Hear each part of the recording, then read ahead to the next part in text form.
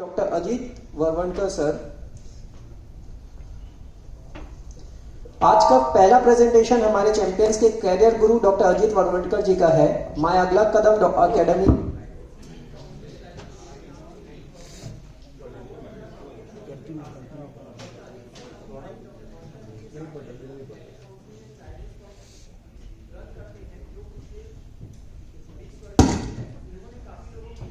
है और जीने की सही राह दिखाई है। वे काउंसलर और साइकोलॉजिस्ट हैं। सो ऐसे हमारे प्रिय डॉक्टर अजीत सर, जिन्होंने राष्ट्रपति जी से राज्य अलंकरण प्राप्त हुआ है, उनको सुनने के लिए हम उनके स्टेज पे आमंत्रित करते हैं। So let's friends invite doctor Ajit sir with round of applause. 1 2 3 सब लोग साथ में हैं। 1 2 3 4 5 6 7 8 9 10 11 12 13 नहीं, पूरे 111 चैंपियंस आज रिकॉग्नाइज होने वाले हैं my Agla Kadam academy of guidance and counselling की ओर से। मैंने कहा था कि एमबीए दो तरीके से किया जाता है, एक पढ़ के और दूसरा गढ़ के।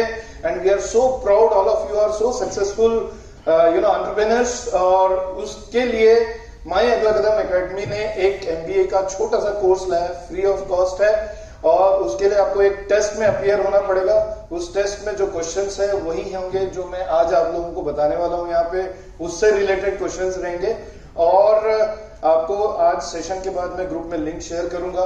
वो टेस्ट अपीयर होने के बाद आपको सर्टिफिकेट ऑफ करियर एमबीए आज मिलने वाला है। So wish you all the best. कुछ हमारे फ्रेंड्स हैं जिन्होंने सर्टिफिकेट ऑफ करियर एमबीए ले लिया, क्या मैं उनसे रिक्वेस्ट कर सकता हूँ कि खड़े होकर सबको जरा अपना सर्टिफिकेट दिखा दें। Thank you so much. Big round of applause for all of you. Most probably आप लोग भी इसके बाद उस सर्टिफिकेट को ले सकते हैं। This is career MBA certification. Your name here dear champion. यहाँ पे आपका भी नाम हो सकता है। So are you ready for this? Just listen attentively to what all I am going to tell you. Scientific career counselling में एक चीज ध्यान रखने वाली होती है, दो तरीके के करियर्स होते हैं। बहुत इजी भाषा में बताऊंगा। एक होता है टैलेंट बेस्ड करियर, एक होता है एकेडमिक एजुकेशन बेस्ड करियर। जैसे हमारे डॉक्टर विनोद सिंह है, इतने सारे डॉक्टर्स हैं, they are all education based career. उन्होंने जो पढ़ाई की, एमबीबीएस किया, डॉक्टर बने, क्लैट किया, लॉ पढ़ा, लॉयर बने। और जो दूसरे टैलेंट और पैशन बेस्ड करियर्स होते हैं, वो जैसे स्पोर्ट्स हो गया या एक्टिंग हो गई, जिस तरीके के जो अपने पैशन को, हैबिट्स को, अपनी लाइकिंग को डेवलप करके आगे जाते हैं, that is passion based career. Career counselling करते वक्त हमारे लिए जो सबसे बड़ा चैलेंज होता है वो मैं आपको बताना चाह रहा हूं। क्योंकि मेरे पास बच्चा आता है क्लास 8th 9th 10th में, और मुझे उससे बताना होता है कि 10 साल बाद उसके लिए क्या सबसे सही रहेगा। यहीं पे पेरेंट्स धोखा खाते हैं। और हमारा नॉलेज ये होता है कि 10 साल बाद कौन सी स्किल्स रहेंगी। जैसे एक सर्वे कहता है कि 2035 तक 37% स्किल्स नहीं रहेंगी। एवरी 10 ईयर्स 65% करियर्स ऑब्सोलीट हो जाते हैं, खत्म हो जाते हैं, नए करियर्स आ जाते हैं। So this is what we do. This is a trend of next 15 years के जो करियर्स हैं वो सोशल मीडिया ओरिएंटेड रहेंगे, मार्केटिंग ओरिएंटेड रहेंगे, बिजनेस डेवलपमेंट एमएल ओरिएंटेड रहेंगे, आर्टिफिशियल इंटेलिजेंस, ई कॉमर्स। अभी जमाना ग्रीन करियर्स का है। तो एक साइंटिफिक करियर काउंसलर की स्पेशलिटी ये होती है कि वो आने वाले 10 साल के बाद आपके बच्चे को किस करियर में सुटेबिलिटी रहेगी उसकी वो जानकारी रखता है, जो मैं करता हूं।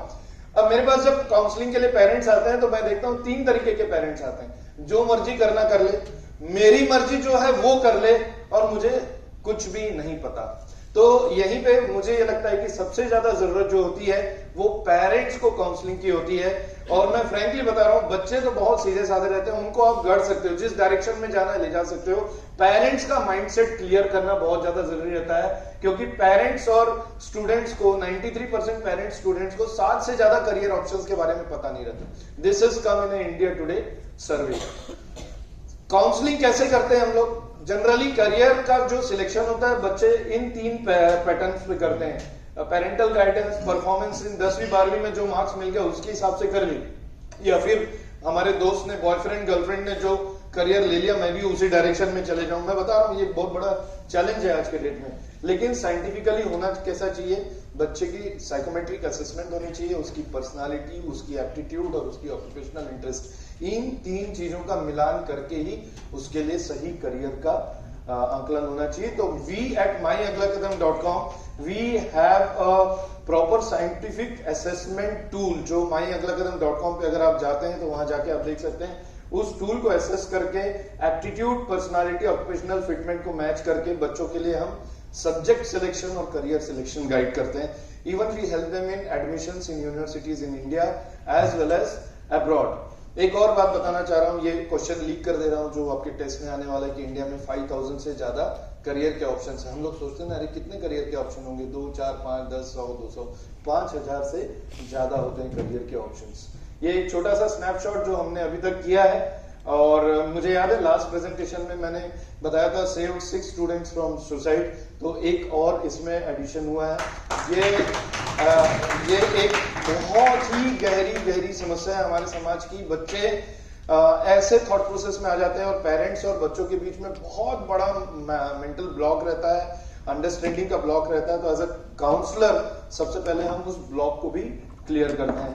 प्लस बाकी MBBS, IAS, अब्रॉड, ये सारे मतलब जो एडमिशन है उसमें भी हम बच्चों को सपोर्ट करते हैं। सर लास्ट वन, या what are the ideal reference for me? Students जिनको स्कूल करियर सब्जेक्ट सिलेक्शन करना हो, अब्रॉड जाना हो, जिनको इंडिया में यूनिवर्सिटीज में एडमिशन चाहिए हो, कोचिंग क्लासेस चाहिए हो, या किसी को अगर करियर काउंसलर बनना हो तो उसको भी आप मुझे रिकमेंड कर सकते हैं।